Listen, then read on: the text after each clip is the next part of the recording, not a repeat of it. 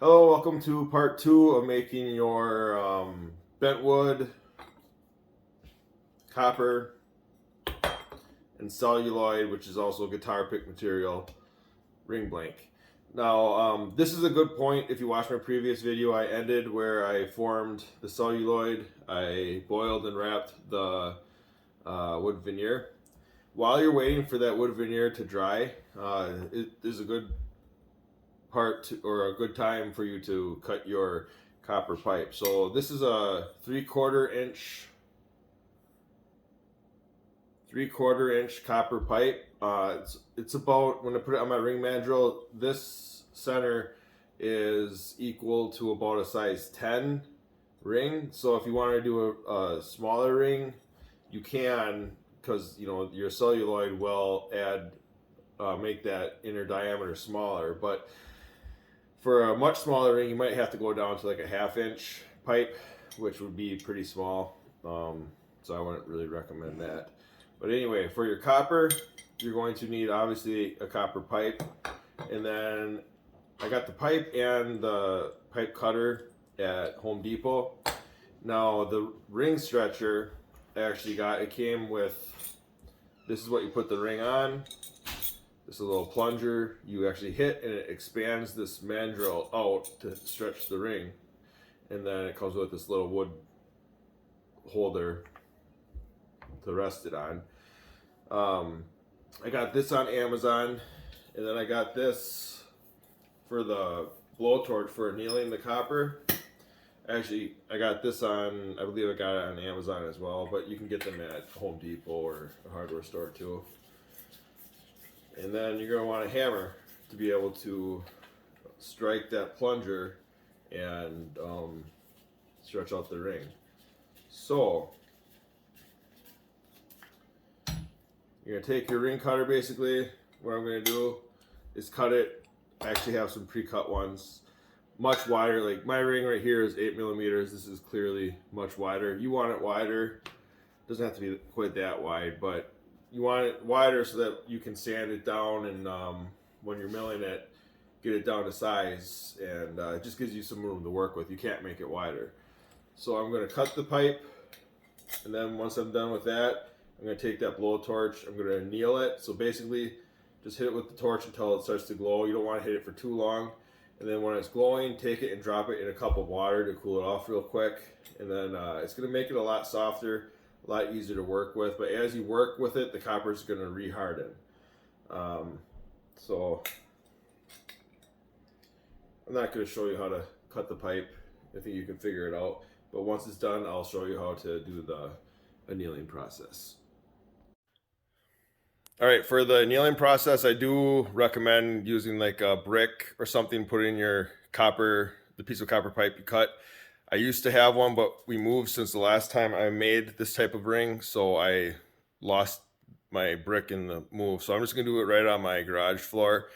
Once again, use a piece of ceramic tile or a brick, landscaping brick or something, just so you don't mess any of your stuff up.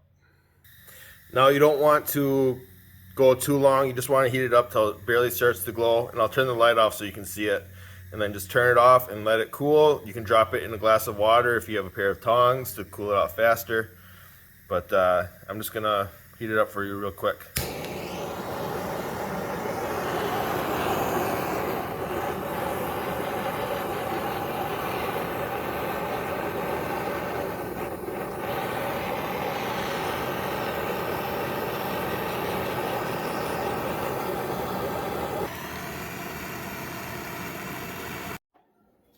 All right, once you're done annealing your copper, it's going to be covered in like a soot film, but when you drop it in the glass of water, a lot of it will come off if you shake it around a lot too. Then you'll kind of get stuck or left with, a dirty piece of copper, I guess. I'm going to take a piece of that 240 grit sandpaper that I started out. You can do 100 grit too if you want it to go faster.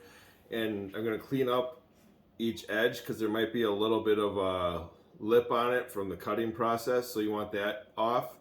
And you also want to just roughen up the inside too, so that just like with that celluloid, you want that rougher too, so that the adhesive can really bond onto that, and you want the same for the inside of the copper pipe. So I'm just going to sand it out till it looks, you know, somewhat shiny, and get rid of that lip on each side.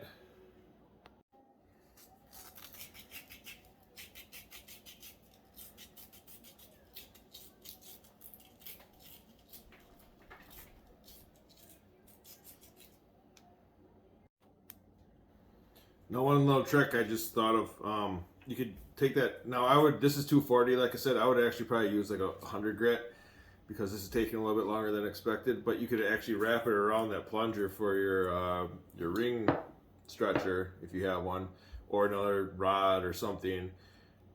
Wrap the sandpaper a little bit, and then just kind of go back and forth. Seems to be working a lot better than just doing it by hand. All right, that feels pretty good. Another option, which would probably be a lot faster, that I don't have, is called a deburring tool. You could just order one on Amazon, and that you just kind of, it's a metal piece that's shaped like a hook. You just kind of wrap it around, and it'll take off that little lip. And then I'll still sand and get that inside kind of shiny and rough.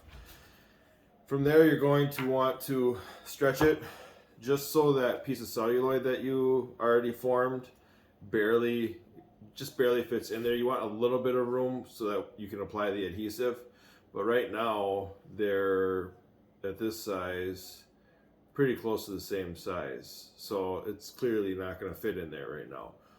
So slowly, I just want to take my ring stretcher, make sure after you hit it, don't hit it too hard first of all, because it's really hard to get this back out. You just want to do a little bit at a time. Pull it off, and then each time you do that, turn it a little bit, because these things each expand out away, and you just want to make sure you're turning this ring on there so that they're not pulling at the same point every single time. So I'm just going to keep doing this and checking until this fits right into there. So once again, do it a couple times, pull it out. I usually rotate it twice, and then I'll actually flip it around and keep doing the same thing, and keep rotating it a little bit and flipping it every couple times you hit it. All right, I've been slowly stretching this and then checking it to make sure that this fits in. So I think this is the last one. If it's hard to get out, you can always kind of hit the base, and then this will pull out. So I'm just going to match up, make sure that this isn't overlapping, match up the ends, and just see if it slides in. Yeah, it slides right in. So that'll leave me enough room. There's a little bit of a gap in there, but that's all right, because that'll leave me room to get some adhesive in there. I'm actually going to use a 5-minute JB Weld epoxy that dries clear. I'm going to mix some yellow mica powder in with it. You don't have to, but I just do that so that when I do sand this down, if there does happen to be a gap here, or any sort of a gap with this in there, that epoxy and mica powder mix will fill everything, and you won't be able to see any kind of gap. And then once I get that on, I'm going to show you how to glue this veneer onto the outer layer. All right, now to get that celluloid adhered into that copper pipe that you cut and stretched, I'm going to use epoxy. Now this is a JB Weld 5-minute epoxy. It's got like a 35 or 3600 psi strength, so this stuff's super strong. Anything that you put it on, this is not going to go anywhere. It's not going to come out of this. That's why I use it. And you can mix mica powder in with it too, like I explained earlier. I could just use CA glue, like a super glue, just to glue this in, but I just want to do something a little bit stronger that I can mix color in with. So I'm going to do that right now. You don't need a whole lot. This is a A and B mix. And it's a good idea to wear gloves. You don't want to get, when you're working with epoxy, you don't want to get it on your skin. A little PPE goes a long way. So gloves, and honestly, normally I would use a respirator as well, so you're not breathing in the fumes. But for the purpose of this video, I'm skipping that so you can hear what I'm saying. And this really is a small amount, so I'm going to mix it up real quick get it glued up. Then I'm going to put it outside to cure. It's a 5-minute cure, so you don't have very much time to work with, but this is not a very long process, so it'll be fine. But even though it's a 5-minute cure, I would still give it a day to really harden before you go on to the next step. You don't have to. It's just the what I like to do. Now this is only my second time doing this type of ring. I've worked with this epoxy before, but I haven't done this type of ring like this besides one other one. That one at the beginning of my first video. My intro video, I guess. Alright, so I have it all mixed up. I'm going to go ahead and coat the inside of the copper first.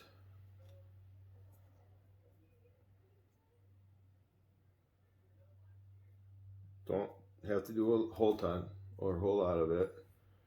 Just want to coat it because you're going to put some on the celluloid as well. And this is why it's important when you want to sand the inside of the copper pipe and the outside of that celluloid, so that when you get this epoxy on here, or if you use CA glue, it has a surface that it can bond to. So I got that all coated. Now I'm going to go to my celluloid. And again, I use the yellow just so that where these two ends meet, there's not a, if there does happen to be a gap, you can't really see it very well. Not something you have to do. It's just something I like to do.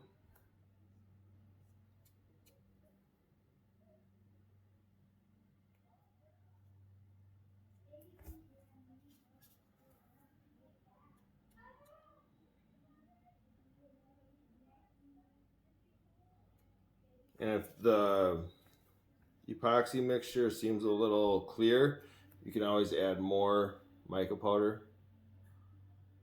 You can buy mica powder on Amazon, or probably get it from any craft store, Hobby Lobby or Michael's, whatever you have. I prefer Amazon because I don't have to go anywhere. But if I'm in a hurry or waiting for something, then I'll venture out. And then just kind of work it in and twist it back and forth. Make sure it really gets in there good. Back and forth, twist it. And just make sure that those ends aren't overlapping of that celluloid.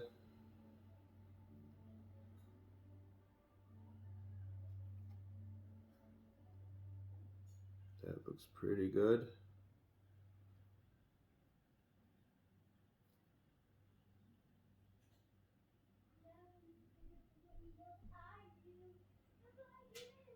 Now, to make the cleanup, the next step a little bit easier, you can take a piece of paper towel and wipe off any excess before it hardens. On the outside and on the inside.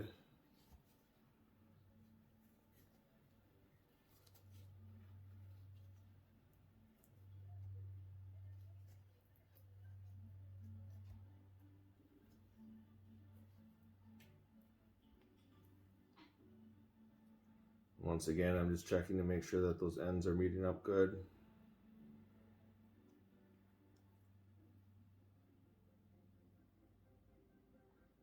Again, make sure you wear gloves. You don't want to get this stuff on your skin. And then if you can see, where is it? Right here. You can see where those two ends meet up. Now, once you actually sand this all down and put clear coats on, you're not gonna see that gap, especially with the yellow in there already. But I have the celluloid overhanging on each side too, as you can see, because you're gonna sand that down, and you just want some overhang on each side so you have room to work with. And that's how you get that. Once again, it's about 5 minutes for it to set. but to fully cure, I'm going to give it a full day before I go on to gluing this wood veneer over the outer wrap. So I'll hit up that step next. Hello, I got a little impatient. I did not wait the full day. I'm still in the same clothes. But this epoxy feels pretty set. It's a little bit tacky yet. Last time I did this, I waited the full day. It was nice and super hard. So I'm not sure how this is going to go. But here it is with the copper and the celluloid. What I'm going to do now is I'm just going to turn my... See, I've only used a couple times only for this step. I bought this used on and just clean up the edges down to the copper, and then I'll turn it on its side and clean up the outside, go around once and then flip it around and then go around one more time, and it'll turn that outside super shiny and it'll leave a nice sanded finish to be able to glue that veneer on. So, and I want to make a correction too. Earlier in the video I said this is only my second ring I've only made 2 rings like this now. I've made other rings like this, but I haven't used the epoxy with the mica powder like I did with this one and my last one. Normally I just glue it right in with CA glue, but for this one and for my previous one I actually used epoxy mixed with that mica powder. That's what I meant when I said. I'm just going to turn this on, try not to hurt myself, put my safety glasses on, and I just want to clean up the celluloid down to the copper.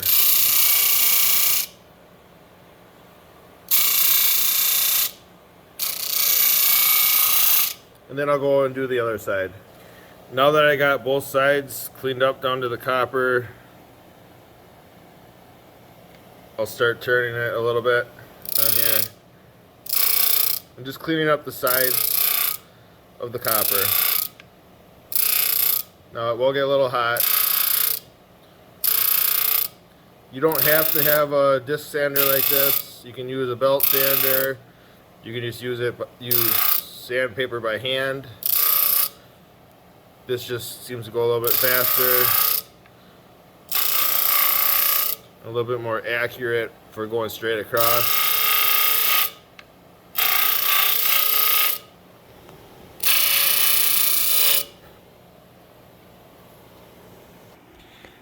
As you can see, it did one side pretty well, so now I'm going to flip it and get the other side. Alright, and then after cleaning up both sides, you have a nice shiny, rough ring blank ready to glue the veneer on. Alright, I want to apologize in advance. My daughter's home, so she might get a little loud. That's why I skipped the whole waiting process for the epoxy. I wanted to get this done before everybody got home, and I'm not going to have time to do it tomorrow. So anyway, I have that partial ring blank. I'm going to put that wood veneer that I boiled, wrapped, and let dry. Now, like I said in the video, normally, I could let this dry overnight, or I just stick it in the oven for maybe an hour at 150, 170 degrees. But it's dry regardless. And I actually want to get that outer, kind of reverse the wrap and get that part that end that I sanded down. I want to get that on the outer wrap because that's what I want to put down first. And then I'm going to use, there's different methods you can use for wrapping veneer. I've seen people just take the wood and wrap it around a socket or whatever, and then tape it, and then just take super thin CA glue and just apply it through. I've tried that. Sometimes it works and sometimes it doesn't penetrate all the way through, and when you go to cut your inlay channel, it starts to splinter because it fall apart because it's just the glue doesn't get all the way through it. Then I've seen people like manually just go glue it and then just go a little bit at a time, put more glue and slowly wrap it. And that works well. But what I'm going to do, I'm going to do that, and then at the end I'm going to do that first step where I'm going to actually saturate it then in the thin CA just to make sure I get it all, just in case I don't spread it all. So when it comes to applying the CA glue, a long or a toothpick works well, but I like using a little bit longer toothpick. And I'm just going to put a little bit down of, I start with medium CA glue. I put a little bit down, stick it, go a little bit further, put more down, spread it around with the toothpick. And then you can also use the dry side to kind of use it to roll the veneer real tight too. So that's what I'm going to do. I'm going to start with a little bit of my medium CA glue right on the copper. And remember that copper is all, I gotta cut the edge quick. The tip dried since I last used it. The copper's all roughed up from that sanding process, so you'll get a good bond. So just a little bit. And then I'm gonna stick that side, the end down that yeah, my kid's gonna make this a little bit more difficult, sorry to hear. So I got that on, I'll hold it for a few seconds, and then I'm just gonna apply more glue.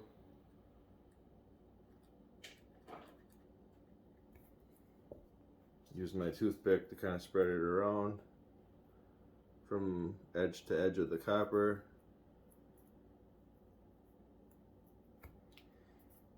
And then go a little bit further. And then just keep doing that. Put more glue.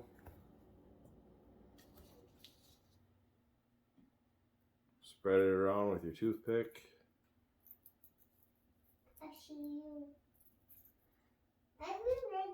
And then just pull it tight as you go. And it helps to kind of have it, see how it's lined up right on there. If you just keep it right lined up on the copper as you go uncoil it going around, it should turn out pretty straight in the end.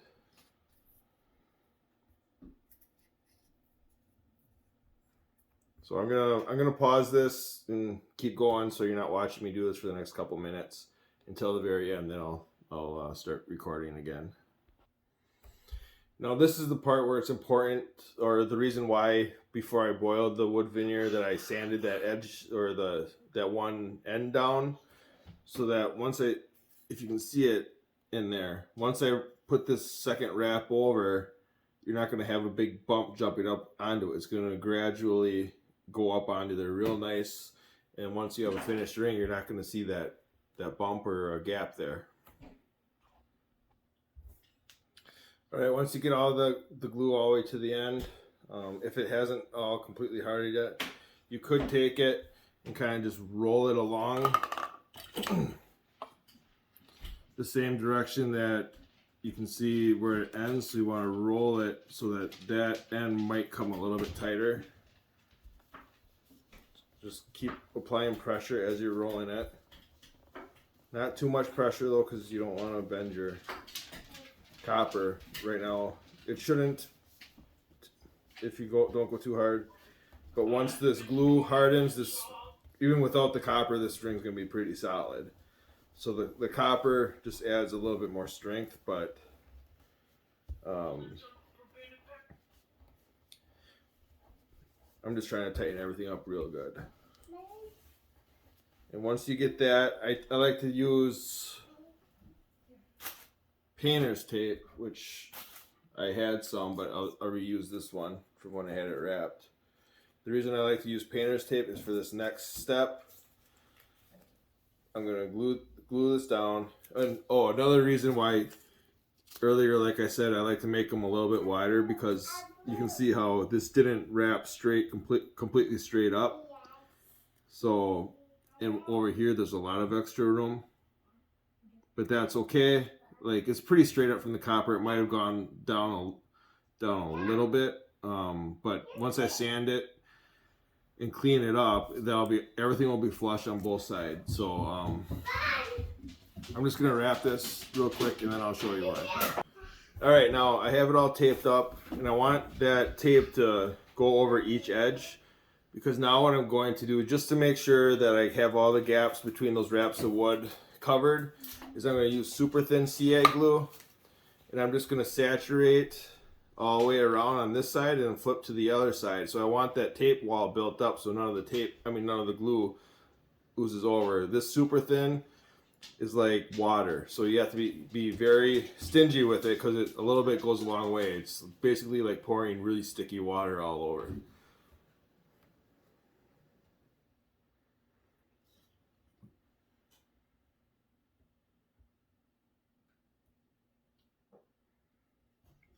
Now my tip is starting to bend. So you just want to go around, make sure you get glue in all those cracks, and then flip it around and do the same thing, and then let that dry. And the reason I like to use that painter's tape is because when it dries, the tape peels off really nice and easy. And then you're going to have a really solid ring blank. So once I get it on there, it starts to pool. If you hold it at an angle, it starts to pool. And you can see that liquid, it's already kind of going away. It must be absorbing into there. But I just keep spinning that little pool or that little puddle around to make sure it gets into all the little gaps. And then once it's done, I flip it over, and then I'll do the same thing on this side. All right, so I got both sides glued and really soaked in there. I'm gonna let that dry for probably at least an hour. I'm not gonna do anything else today, so it's gonna dry for at least a day for me until I have time to finish this video. But actually this video is done, so I'll go to the next step after this, where I'll take this tape off, show you an extremely rough ring blank. I'll show you how to clean it up so it's workable to throw on. I'm going to use a lathe. You can do a lot of this by hand, but it's just a lot easier to use a lathe, or even a mandrel with a drill. That'll work too. So thanks for watching, and my next video I'll cover how to finish making this ring blank and doing your inlay channel, and then after that doing your inlay and the cleaning up and polishing. So thanks for watching.